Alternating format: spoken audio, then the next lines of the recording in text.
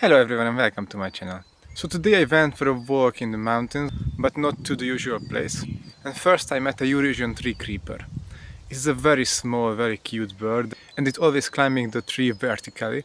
And today, for some reason, it was running horizontally. And it was tearing a dead wood apart. As you can see, it holds that big thing in its beak.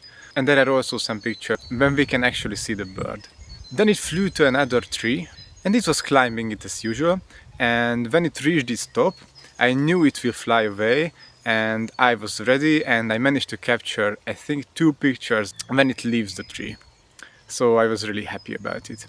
Then I got to the place where the black woodpeckers live, and this was actually my main goal for today, to capture some of them, possibly in flight. And I sat down under a tree and for some time I didn't move at all so that they can come to me. And they finally arrived. There was a male that was constantly landing on the same tree and it was drumming heavily to be noticed by a nice lady.